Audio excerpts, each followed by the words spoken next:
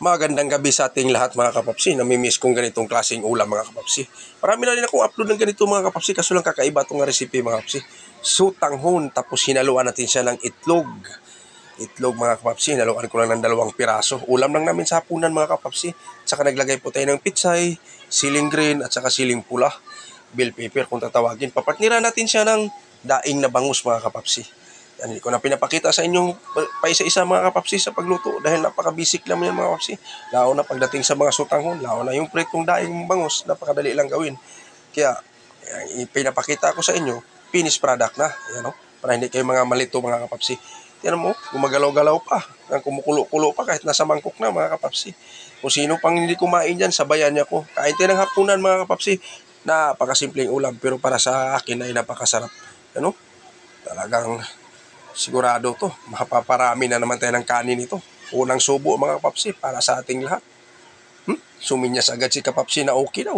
Talagang kuhang-kuha talaga yung timpla. Nakatsamba din tayo. Pero hindi matatawag na tsamba dahil ang pagluluto, depende sa diskarte mo yan kung paano mo papasarapin. Kaya napasinyas ako ng okay mga kapapsi dahil hindi siya masyadong maalat. Ayoko kasi masyadong maalat. Ang ginagamit ko lang diyan, patis mga kapapsi. Yan. Saka yung daing na bangus, ano? Sus, ang lutong ng daing na bangus, mga kapapsi. Talagang mapaparami talaga nito tayo ng kanin nito. Ano? Sutanghon, yan. Pagkaing probinsya, mga kapapsi. Pero napakasarap at masustansya, lalo na pag marami kang gulay. Pitsay lang hinalo ko, mga kapapsi, at saka itlog. Naluan ko sila yung itlog. Yan. Yung mga upload ko, yung mga recipe kasi ganyan. Sutanghon, manok yung sahog ko. Yun, naisipan ko itlog muna. May sutanghon na tayo, may pansit pa tayo mga kapapsi, doble, recados. Yan po mga kapapsi, titikim din tayo ng pansit dahil medyo natatakam din tayo kumain ng mga ganyang ulam mga kapapsi. Pero siyempre, alam naman, mga ganitong ulam, medyo dandahan lang tayo, lalo na sa pansit. Yan. Lalo na rin pagdating din dito sa mga ganyan. Kasi gabi, kailangan po mag-ingat din tayo.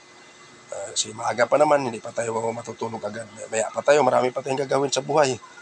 Marami pa tayong gagawin dito sa bahay. Katulad ako ang nahuli kakain, sigurado ako na naman ang maghuhugas nito.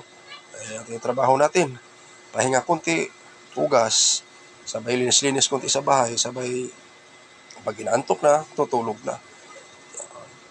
Yan ang ating, kasi bilang trabaho natin bilang isang security guard, mga kapapsi. Ako po isang security guard, mga kapapsi. Ayun pa hindi nakakilala sa akin.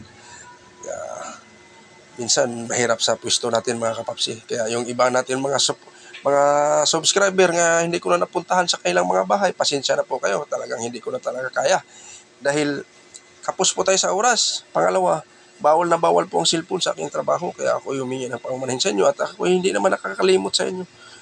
Dahil lang umpisa ko pa ako, kayo na po ang tumutulong sa akin. Yun na, pagpatuloy natin uli mga kapapsi. Talagang natatakam ako sa ulam mga kapapsi. May itlog pa, buo.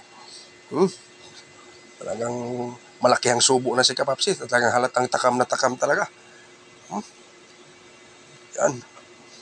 Yun lang po mga kapapsi. Update ko po sa inyo at ako'y nagpapasalamat sa walang sawang suporta nyo sa akin. Ingat po tayo lahat mga kapapsi, kamamsi. Hanggang dito na lang ako. Bye.